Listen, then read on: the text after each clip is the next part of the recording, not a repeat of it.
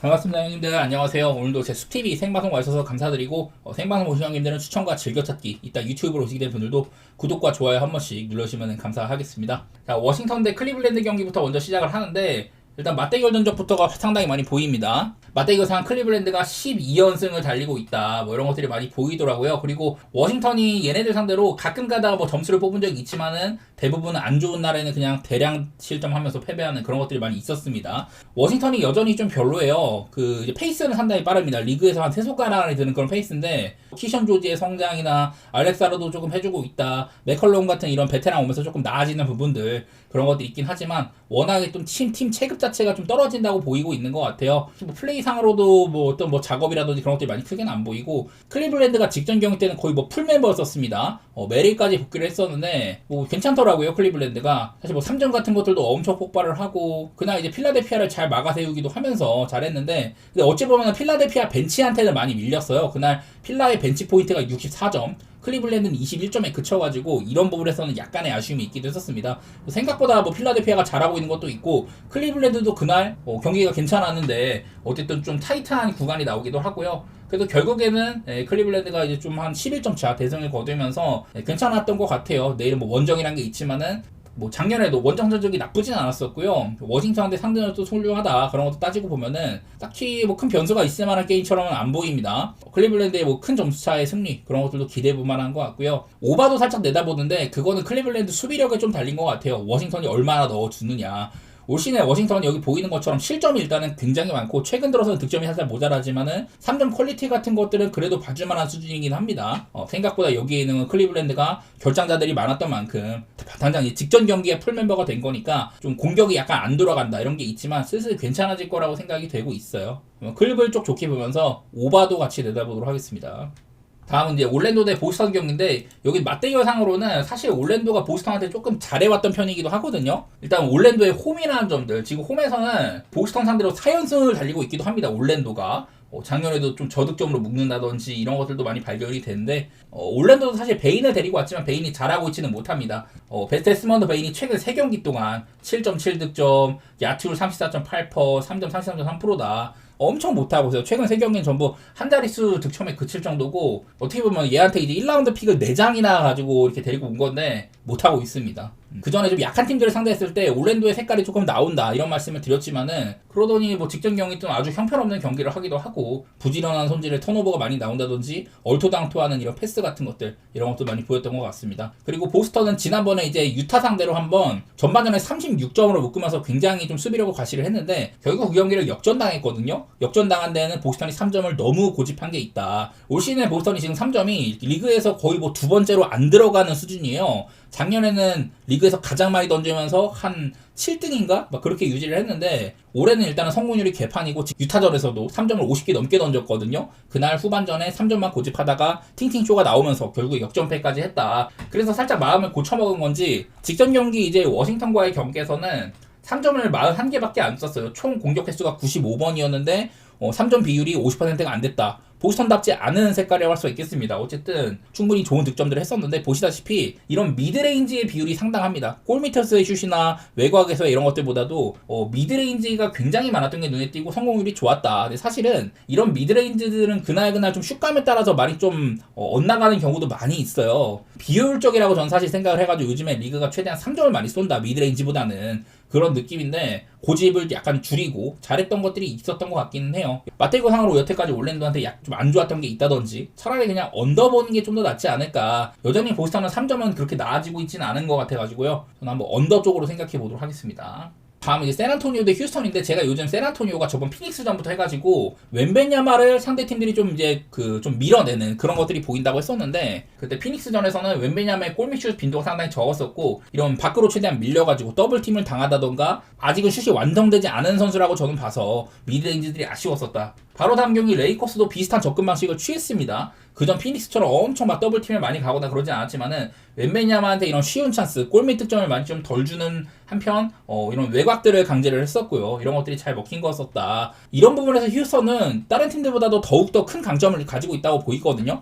전반적인 사이즈들이 일단 엄청나게 훌륭하다. 듀란트도 상당히 키가 큰데 이제 자바리 스미스 주니어도 거의 뭐 210이거든요. 여러 가지 좀 이제 범용성 있는 수비수고 유사시에는 뭐 아담스나 뭐 카펠라까지 기용을 해가지고 3빅 라인업을 선다든지 특히 이 자바리 스미스 주니어 같은 경우는 웬베냐마한테 속도도 안 밀려요. 스텝도 따라갈 수 있고 높이도 그렇게 밀리지 않는다. 이런 부분에서 저는 휴스턴은 그런 것들을 더 파고들 수 있는 팀이라고 생각이 됩니다. 또 이제 캐슬 같은 애들이 수비적으로는 도움이 되지만은 턴오버가 6개나 있다던가 그런 것도 아쉬운 것 같아요. 저는 몇 번 샌안토니오가 여지껏 좀 약한 팀들을 상대하지 않았냐 그런 것들을 꼬집었었거든요. 얘네들이 시즌 초반에 잘 나갈 때 댈러스, 뉴올리언스, 브루클린, 토론토, 마이애미 여기까지 전부 다 이겼는데 마이애미 정도는 사실 쉬운 상대다. 이후에 피닉스 만나서도 졌었고 레이커스한테도 석패를 했잖아요. 그래서 휴스턴 정도의 지금 이런 강팀이라면은 샌안토니오가 사실은 좀 저는 어려울 수도 있다고 생각을 합니다. 여기다가 뭐 휴스턴은 지난번 경기 때 이제 아멘 탐슨이 3점도 꼽기도 하고 요즘에 점수를 꽤나 잘 뽑고 있기도 합니다. 그날따라 이제 생군이 어이없는 락패스를 막 아멘 탐슨한테 계속 시도를 하는데 턴오버가 나왔다거나 이런 것들이 발견이 됐었는데요. 그래도 멤피스한테 무난한 승리를 가져가기도 했었습니다. 사실 얘네가 이제 홈이랑 원정 편차도 조금 있었는데 올해 들어서는 원정에서도 나름대로 잘해주고 있는 게 보여요. 기본적으로 둘 다 좋은 수비팀이기도 하고 뭐 언더 생각 중이긴 한데 휴스턴이 조금 더 우세할 거다. 그런 정도로 보도록 하겠습니다. 자, 다음은 브루클린 대 유타 경기입니다. 브루클린이 약간의 변화를 줬습니다. 지금 직전 경기 때 캠 토마스가 일찍 아웃이 됐었고 그 전에 이제 1번 자리에 벤사라프라든지 데밍 올 시즌 뽑은 애들이 너무 못하고 있어가지고 다른 애들을 가드로 쓴다. 그날 뭐 테렌스맨을 포인트 가드로 쓰고 마포주도 3점이 대폭발을 했었거든요. 자유투도 많이 얻어내고 전반적으로 높이가 높은 라인업들 이런 것들을 써가지고 인디애나를 이겼었어요. 올 시즌 첫 번째 승리였었습니다. 캠 토마스 같은 이런 득점원이 빠졌는데도 승리를 했던 거 그런 것들이 좀 보이는데 아마도 내일은 이제 이구르 데민을 선발로 쓸 가능성이 있다고 합니다. 여러 차례 얘가 이제 슛이 완전히 안 돼 있고 얘가 쏜 슛의 대부분이 3점 슛이 많다. 그래서 상대한테 여러 가지 선택지를 강제하지 못한다는 얘기를 했었어요. 패스는 좋고 그런데 다른 것들이 좀 모자란다. 본인이 대쉬해가지고 골밑을 직접적으로 타격을 한다든지 그런 것들이 모자라거든요. 아직은 좀 부족하다는 생각이 있고 여기 있는 것처럼 브루클린 올 시즌 공수 양면에서 여러 가지로 별로 좋지가 않다. 따지고 보면 인디애나도 지금 멤버들이 엄청 빠져있기 때문에 브루클린조차 해볼만한 상대였었거든요. 그런 경기에서 첫 번째 승리를 거뒀고 조금 뭐 나아지고는 있겠습니다만 여전히 최근 흐름 자체는 브루클린이 좋지는 못하다 이런 얘기를 할 만한데 디트로이트는 이 커닝햄의 기복이 상당히 심해요. 제가 한창 이제 턴오버가 워낙 많은데 그 전에 두 경기 동안은 턴오버가 0개, 1개 잘했었다. 근데 직전 경기 때는 또 턴오버도 아마 한 3-4개인가 저지르기도 하고 경기력도 그렇게 좋지는 못했었어요. 하지만 디트로이트는 지금 리그에서 가장 인사이드 수비가 좋은 팀에 속하고 상대 인사이드도 파괴를 잘한다. 듀렌이 커닝햄이랑 투맨 게임 통해서 받아먹는 것도 많기도 하고요. 이에 뭐 스튜어트는 림에서는 상대 수비를 가장 잘 막고 있는 선수 중에 하나라든지 그런 것들이 보입니다. 직전 경기가 유타였는데요. 이런 것들 좀 자세히 보면은 디트로이트가 오른쪽에 있는 게 득점한 위치입니다. 인사이드에서도 상당히 빡빡하게 득점 많이 했다. 근데 반대로 여기 보면 유타가 뭐 이렇게 좀 동그라미가 조금 있긴 하지만은 이 가운데에 있는 이거 완전 골밑이죠. 이거 말고는 살짝씩 조금 멀어져 있는 게 보이기는 하거든요. 이런 부분에서 디트로이트는 브루클린 같이 클릭스턴처럼 덩크슛 말고는 사실상 다른 공격 옵션이 없는 애들이라든지 브루클린의 공격을 조금 무마할 수 있을 것 같다는 생각이 있습니다. 브루클린은 3점이 안 좋은 팀이기도 하고요. 지금은 전 상성면에서는 디트로이트가 꽤나 괜찮아 보이네요. 네, 아마도 이제 맞대결상으로도 지난 시즌에 디트로이트는 3번 만나고 브루클린은 전부 100점 이하로 묶은 바가 있었습니다. 94, 98, 92. 본인들도 많은 득점을 하지는 못했지만 어쨌든 브루클린을 저득점으로 묶었다는 것들. 브루클린이 정상적으로 돌아가던 시즌 초반에도 그런 것들이 있었어가지고요. 저 디트로이트가 상성면에서도 유리한 것들이 있을 거고 외곽만 조금 잠근다면은 편한 경기를 할 수 있을 거라고 생각이 됩니다. 근데 10점으로는 조금 무서워요. 디트로이트가 여지껏 상대들을 엄청 막 뿌게 왔던 그런 경기도 많이는 없어가지고 오히려 그냥 저는 언더를 조금 더 바라보도록 하겠습니다.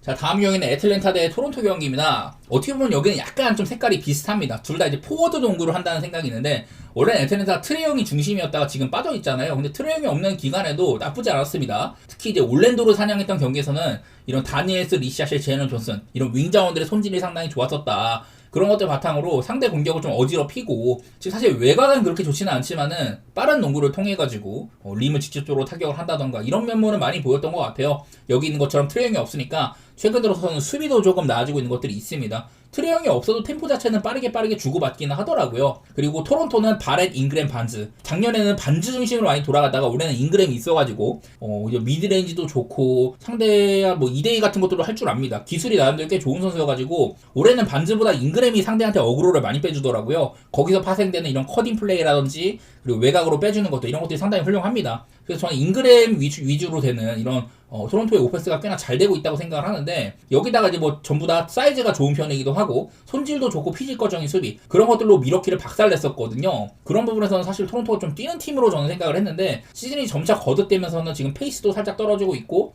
속공을 하기 여의치 않은 경우에는 하프코트 오펜스에서 애매하게 볼 돌리다가 그냥 폭탄 던지는 그런 경우도 종종 있더라고요. 난 토론토가 명확하게 오바팀이라고는 보기 좀 어려운 것 같아.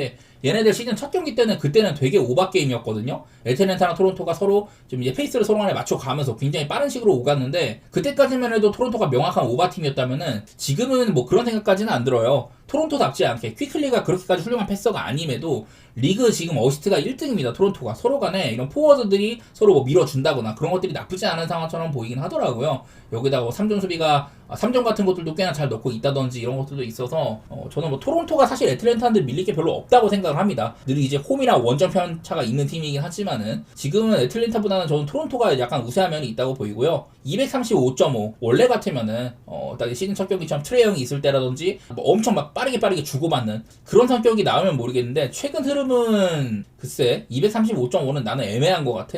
어쨌든 토론토가 사실 뭐 밀릴 건 없어 보인다, 그런 식으로 볼게요. 자, 다음은 멤피스 대 댈러스 경기입니다. 저는 이제 여러 차례 멤피스의 감독 투오마스 이스달로 감독이 그 주전들도 굉장히 좀 짧게 씁니다. 한 30분 내외로 쓰려고 했고 벤치도 많이 쓰거든요. 그래서 그 짧은 시간 동안 최대한 많은 것들을 이끌어낸다, 이런 스타일로 하는데, 그래서 지금 모란트가 평균 출전 시간이 30분이 안 됩니다. 평균 득점도 20.4점에다가 야투율은 개판이다. 제가 입수한 이런 자료 중에서는 지금 이제 스타터스 그리고 벤치, 이 선발이랑 벤치 자원의 그 넬레이팅 같은를 비교를 해가지고 주전과 벤치에 이런 융화가 잘 되고 있냐 뭐 이런 것들을 나타내는 건데, 맨 오른쪽 거는 뭐 별로 볼 게 없고요. 그냥 토탈로 따졌을 때 어떤 팀들이 전반적인 넷레이팅이 좋냐 그런 건데요. 멤피스는요 좀 하위권에 있습니다. 일단 주전이 마이너스 6.4로 경쟁력이 그렇게 없다고 나와요. 모란트 같은 슈퍼스타가 있고 자잭주 같이 DPO와 빅맨이 있는데도 안 좋게 지키고 오히려 벤치 자원에서 힘을 내준 게 약간 보이거든요. 일단은 멤피스가 굉장히 좀 하위권에 있다는 거, 팀적으로 잘 안 좋다는 소린데, 올 시즌에는 모란트가 상당히 안 좋은 것도 있고 자잭주도 직전 경기 때 그냥 엄청 뭐 지워지기까지 했었었죠. 여기다가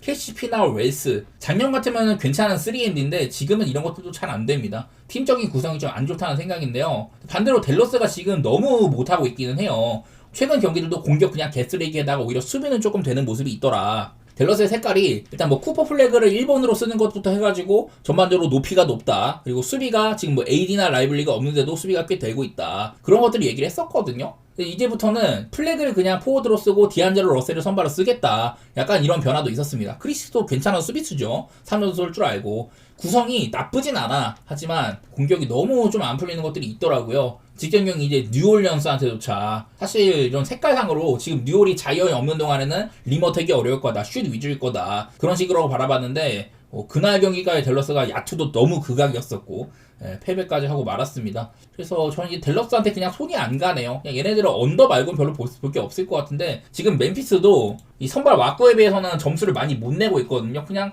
야투율이 너무 안 좋습니다. 최근에 그 6경기 동안 1승 5패고 이러고 있어가지고 그 기간 동안에도 막 109득점, 106득점, 104득점 뭐 이런 꼬라지예요. 그래서 멤피스가 별로 좋게는 안 보인다. 반면에 댈러스는 그냥 언더 양상만 보이고 있는 와중에 있는데, 멤피스한테 엄청 뭐 외곽 같은 게 터진다거나 그러지 않는다면은 저는 일단은 댈러스 게임은 언더 보는 게 맞다는 생각이 있습니다. 그냥 이렇게 공격 안 되고 수비는 상당히 좋은 퀄리티로 해준다, 이런 것들이 비춰지길래 뭐 언더 쪽으로 한번 생각해 보고요. 멤피스가 조금 더 유리한 게임을 할 수 있지 않을까, 그렇게 생각은 하고 있습니다. 막연하게. 그 다음은 미네소타 대 유타 경기입니다. 이제 그 앤트맨이 복귀를 했는데요. 원래 이제 콜리를 선발로 쓰다가 저는 콜리는 이제 선발로 그만 써야 된다고 했잖아요. 그냥 디빈첸조를 가지고 가더라고요. 디빈첸조 요즘에 3점 많이 살아났고 랜들이 아주 뭐 전성기급 활약을 해주고 있다. 앤트맨 직전 경기 복귀했지만 공격은 별로였는데 수비에서는 역할이 분명하더라고요. 그래서 나는 지금 미네소타가 되게 애매한 팀 같아. 랜들이 올 시즌 괜찮고 뭔가 조금만 더 다듬어지면은 좀 괜찮아질 것 같은데 아직까지는 팀적으로 좀 별로예요. 특히나 이제 리드나 고베어 얘네들이 너무 좀 별로입니다. 센터진 쪽에서. 고베어는 사실상 요즘 같은 리그 트렌드에서는 할 수 있는 게 많이 없어요. 특정 팀 상대로만 약간 뭐 괜찮아지는 정도 그런 거 말고는 없는 것 같고, 나즈리드도 3점도 쏠 수 있고 뛸 수 있는 빅맨이고 이런 거는 좋은데, 야 요즘에는 3점 같은 게 너무 안 들어가더라고요. 사실 얘네들의 맞대결상으로는 뭐 미네소타가 유타한테 상당히 강했습니다. 8대1 정도로 최근에 많이 이긴 것들이 있었고요. 오늘도 이제 홈인데 홈에서도 그래도 전적들이 괜찮더라고요. 조금 이제 4연승까지 이어가고 있다. 그 기간 동안 유타를 105득점, 102득점, 그 재작년에도 90점, 95득점 이렇게 묶은 것들이 있길래 일단은 유타는 미네소타한테 좀 약하다 이런 것들을 봐야 되는데요. 자, 직전 경기 유타. 그때 이제 디트로이트한테 좀 아쉽게 패배를 했었어요. 생각보다는 잘 비볐습니다. 저는 지금 유타의 구성이 이제 캐슬러까지 빠져가지고 인사이드에서의 강점도 조금 잃었고 전반적으로 그냥 높이가 조금 높다 이런 거 말고는 없는 것 같은데, 이날따라 스비 미알리우크가 3점 같은 게 굉장히 잘 터졌었죠. 하지만 이제 마카넨도 약간은 좋지 않았다든지 듀렌한테 인사이드 그냥 뭐 찢겨가면서 안 좋은 면모만 많이 보여줬다고 생각이 됩니다. 그냥 유타는 지금 팀 와꾸만 봐도 시즌 초반에 막 홈에서 몇 번 잘했던 것들 그런 거 말고는 좋게 볼 게 거의 없다고 생각이 되더라고요. 본인의 능력으로 뭔가를 해내기에는 3점 뽀록 터진 날 말고는 별로 없을 것 같아요.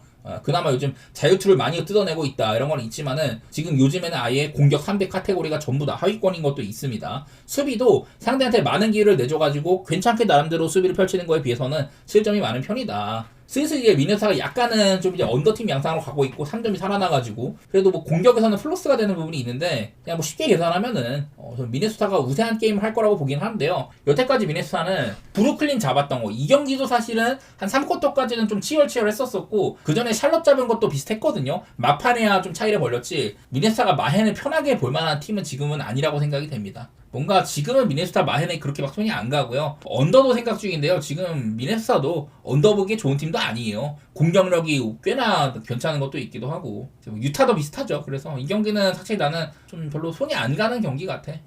다음은 미러키 대 시카고 경기입니다. 자, 미러키는 저번 토론토 원정 갔는데 그날 뭐 에너지 차이나 이런 높이 부분들, 쿤보 말고는 높이에서 경쟁력이 많이 없었고 이 가드진들이 토론토의 이런 피지컬적인 부분에 많이 고전을 했었다. 미러키는 오펜이 뭐 거의 없다시피 한 팀이다. 상대 팀에 비해서 마이너스 4.8회 정도 좀 부족하고요. 그리고 자유투도 많이 못 얻어냅니다. 쿤보 말고는 일단은 닥도를 해줄 수 있는 선수가 없는데, 기본적으로 쿤보는 자유투 같은 것들은 좀 하자가 있다고 봐야겠죠. 상대팀보다 거의 뭐 평균 9번의 자유투를 덜 쏘는 부분들이 있더라. 이런 것들이 발견까지 돼가지고 일단은 미러키가 약간의 핸디캡이 있다고 보여요. 경기력에. 아무래도 지금 여러 선수들이 빠져있는 것도 있기도 하고 작년보다 아쉬운 상황이지만은 그래도 쿤보발로 공격이 돌아간다든지 수비도 나쁘진 않은데 상대한테 이렇게 자유투를 뜯기는 거라든지 좀 이제 템포는 빠른 편이어가지고 실점치는 이런 수비력이나 이런 것들에 비해서 약간 아쉬운 것들이 있다. 이런 얘기는 해야 될 것 같고요. 자, 시카고는 여전히 빠릅니다. 그리고 공격이 꽤 잘 돼요. 둘 다 지금 경기당 평균 120점에다가 그 야투율도 미러키가 3등, 시카고가 8등. 3점은 시카고가 전체 2등입니다. 40.3%로 터지고 있어요. 그래서 시카고는 요즘에도 3점이 나쁘진 않습니다. 직전 경기 필라델피아전 엄청 상대랑 빠르게 주고받았는데, 야, 근데 그 경기가 진짜 말도 안 되는 언더가 나왔거든요. 막판 가니까 필라델피아는 엔비드 위시로 팅팅쇼 하고 시카고도 좀 그냥 볼 돌리는 거에만 급급했다. 근데 일단 시카고는 그 경기를 어쨌든 역전했다는 거에 의의가 있습니다. 참 기디 중심으로 잘 돌아가고 있다는 생각이 있어요. 빌리 도노반 감독이 여기도 주전이랑 벤치를 되게 좀 비슷비슷하게 씁니다. 아까 약간 멤피스랑 비슷하다고 할 수가 있는데, 멤피스는 지금 주전이나 벤치나 둘 다 안 좋은 반면에 시카고는 뭐 주전도 플러스 3.9인데 벤치 구원도 플러스 0.9로 나쁘지가 않다. 심지어 지금 화이트나 콜린스는 아웃이고 도슨무도 못 나온 경기가 많거든요. 그런데도 잘해주고 있는 겁니다. 전 시카고가 꽤나 좀 잘 되고 있다는 생각이 좀 있어요. 원래는 미러키가 조금 더 윗급이라고 봐야겠지만 올 시즌에 시카고가 꽤나 뭐 잘하고 있는 것도 그렇고 어쨌든 좀 빨리빨리 주고받을 가능성이 있지 않을까, 뭐 그렇게 보고는 있어요. 난 이것도 여지껏 시카고가 보여준 걸로는 난 미러키보다 처진다고 생각은 안 드는데, 미러키도 벤치가 아쉬운 팀이거든요. 얘네들도 아까 말했던 시카고는 벤치까지 튼튼한데 미러키는 주전이 플러스 5.7인 거에 반해 벤치가 마이너스 4.8이다. 포르티스 같은 수비가 무너진 것도 있고, 사실은 이제 그 미러키의 선발 라인업에 여기 있는 뭐 게트주나 롤린스 이런 애들이 작년 같으면 원래 벤치에서 쓰이는 애들이거든요. 워낙에 자원들이 부족하다 보니까 선발로 나오는 중이다. 그런 것들 때문에 저는 미러키 벤치가 멤버 상황으로도 아쉬운 것들이 있고, 사실 시카고의 프랭을 먼저 좀 봐야 되는 날이 아닐까 그렇게 생각하고 있고요. 뭐 오바도 그냥 살짝 보도록 하겠습니다. 240.5. 야, 시카고가 직전 경기 때 그렇게나 전반전에 130점 넣으면서 빠르게 주고받던 거를 결국 후반전에 택도 없는 언더가 나더라. 그런 것들 보고 있으니까 참 손이 안 가네요. 언더보도. 자, 그 다음에 마이애미 대 샬럿 경기입니다. 여기는 이제 마이애미가 최근에 이제 결장자가 좀 많았잖아요. 아직도 히로가 빠지고 있고, 더구나 직전 경기 때 이제 아데바요가 되게 좀 경기를 일찍 빠져나갔습니다. 부상을 당해가지고. 원래 같으면은 맞대결상으로도 마이애미가 우세해요. 8대1 정도로 여지껏 마이애미는 이 샬럿을 부숴왔다. 올 시즌 첫 경기 때도 144점이나 해주면서 마이애미 다운 색깔, 올 시즌에는 여러 가지 것들이 많이 바뀌어 있다고 했잖아요. 피켓롤이나 이런 것보다는 좀 더 속공이라든지 아이솔레이션, 빠른 공격을 한다. 샬럿도 지금 충분히 빠른 팀입니다. 라멜로의 팀이기 때문에 내일은 당장 라멜로가 나올지는 모르겠는데 어쨌든 라멜로가 뛰었던 경기에서도 마이애미가 대승을 한 바가 있었다. 이런 것들이 보이는데요. 아데바요가 사실은 지금 이제 본인의 스탯도 그렇고 올 시즌 꽤나 괜찮은 시즌이었었거든요. 3점을 한두 개 정도밖에 안 던지다가 지금 한 6개나 던지고 있고 성공률도 꽤나 괜찮아요. 원빅으로 갈 때는 뭐 5아웃 라인업이 된다던가 이런 것들이 있었는데 바요가 빠지니까 덴버한테 오펜 리바를 21개를 따였습니다. 얘네는 보면 막 경기당 하프코트도 그 24초 제한 시간 중에서 4초 안에 막 넘어간다든지 되게 얼리 오펜스를 하고 그러는데 이게 상대한테 오펜을 많이 내주다 보면 본인들의 색깔이 잃을 수밖에 없어요. 오펜을 내준다는 것인 즉슨 본인들의 공격 기회가 제한을 받는 건데 그러면 빠르게 치고 나가는 게 안 될 수밖에 없잖아요. 그런 부분에서는 마이애미 색깔이 오늘은 조금 달라질 수가 있겠다. 바이오가 없는 게 꽤나 클 것 같고 실제로 수치적으로도 올 시즌 아데바요는 얘가 없을 때 마이너스 6.58인데 있을 때는 플러스 12.27입니다. 한 18점가량이 팀에 플러스가 되는 부분이 있어요. 공격도 11점, 수비도 7점가량 플러스가 된다. 이래갖고 바이오가 참 중요하다는 건데 바이오가 없는 거 이거 꽤나 타격이 있을 수가 있습니다. 그리고 샬럿 지난번 경기 이제 라멜로가 없었잖아요. 그냥 뭐 뉴올리언스한테 그래도 막판에 3분 남기고 7점 차가 돼가지고 좀 승기가 있었거든요. 하지만 이후에 무득점으로 일관하면서 점패를 당했다. 그런 꼬라지도 보여주는지라 참 역시나 샬럿은 믿을만한 팀들은 아니구나. 맞대결이나 여러가지 올 시즌 보여주고 있는 걸로는 마이애미가 우세하겠지만은 마이애미의 색깔이 어떨지 모르겠네 이거는. 아마 바이오가 없으면은 뭐 켈레 웨어 원빅보다는 저는 요비치라든지 그런 애들을 좀 쓸 것 같은데요. 뭐가 됐든 마이애미도 바이오가 없는 거는 아쉽긴 할 거다. 수비적으로도 중심이 되는 선수라 가지고 그러면 그냥 오바가 제일 좀 낫지 않을까 싶기는 해요. 둘 다 어쨌든 명확하게 빠른 템포로 하고 있는 것도 그렇고 이것도 아침에 라멜로가 뛰는지 여부가 중요하고요. 일단은 243.5라는 기준점 너무 높다.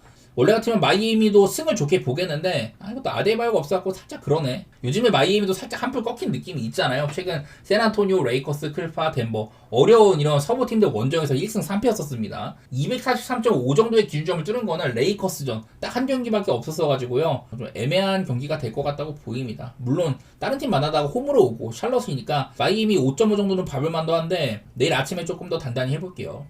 그 다음은 세크라멘토 대 오클라호마입니다. 자, 일단 여기도 맞대결로 좀 볼 게 있는데요. 오클이 세크한테는 맞대결상 6연승을 달리고 있다. 전반적으로 세크를 좀 저득점으로 통제를 했던 게 많이 보이죠. 세크가 115점을 넘긴 적이 한 번도 없었습니다. 근데 올 시즌 첫 경기 때는 101대 107로 오클라호마가 이제 승리를 하긴 했는데 그 경기도 4쿼터까지만 해도 약간 밀리던 경기예요. 오클이 백투백이기도 했었고 애들이 좀 많이 없는 형국에서 약간 그리고 시즌 초반에 야투 문제를 겪을 때 그럴 때였는데 이때는 오클이 아마 3점이 거의 뭐 리그 꼴찌 수준이었었거든요. 그러다가 지금은 좀 올라왔다. 최근 10경기는 3점 10번째로 잘 쏘고 있다. 많이 올라왔습니다. 득점도 덩달아서 많이 해주고 있고 수비는 여전하고요. 3점이 조금 안 들어가고 있는 게 있긴 하지만은 세크는 3점을 잘 쏘는 편까지는 아니라고 합니다. 전부 다 3점을 쏠 수 있고 그러긴 하고 뭐 이런 건 많은데 사실 뭐 칭찬할 부분은 많이 없다고 생각이 돼요. 수비는 안 좋을 수밖에 없는 라인업이고 공격에서는 요즘에 서부룩이 그냥 에이스급이거든요. 자, 심지어 이 팀에 라빈이나 드로잔 이런 애들이 있는데도 서부룩 말고는 효율 나온 애들이 별로 없어요. 특히나 올 시즌에 사보니스가 좀 많이 애매해 보여가지고 그런 게 좀 아쉽긴 하더라고요. 그리고 오클라호마 직전 경기 포트란테 상대전적 16연승을 달리다가 이거를 패배를 했다. 그런 아쉬움도 있었는데 어쨌든 턱밑까지 쫓아간 거 그런 것들은 오클라호마 확실히 능력이 있다. 그런 면도 봤던 것 같아요. 기본적으로 수비가 워낙에 튼튼하기 때문에 여지껏 세크를 잘 상대했던 것도 그렇고 사실 지금 오클라호마가 좀 걱정되긴 하는데요. 지난번에 포틀랜드한테 진 거 충분히 포틀랜드가 지금 올 시즌에 강팀으로 보인다. 오클라호마 예전부터 계속 이제 백투백의 약점이 있었다. 그런 것들도 좀 생각을 해보면은 오늘 경기는 원정이긴 하지만 오클라호마를 좋게 받는 게 맞는 것 같습니다. 지난 시즌에 이제 오클은요 10점 차 이상의 승리가 68승 가운데 53번인가 그랬거든요. 이런 마헨빈더도 굉장히 높은 팀이기도 해가지고 저는 그냥 무난하게 오클을 그냥 뭐 근거는 별로 부족해도 좋게 보고 있습니다. 팀적으로 너무 잘 굴러가는 것도 있고 여기다 사실 언더오버는 231.5면은 요즘에 세크라멘토가 하는 것 치고는 점수는 조금 적어 보이긴 하거든요. 근데 오클라호마가 상대를 언더 게임으로 잘 묶기도 하고 맞대구상으로나 저는 그냥 언더 생각 중인데 요즘에 세크라멘토가 미러키, 덴버, 골스 얘네들한테 점수를 너무 많이 뽑았어요. 135점, 124점, 121점 그렇게 뽑았는데 그런 것들이 오클 상대로 이런 좋은 수비팀한테는 어렵지 않을까. 저는 그런 생각에서 세크의 공격력이 무뎌질 거다 이런 마인드로 오클 좋게 보고 언더도 같이 보도록 하겠습니다.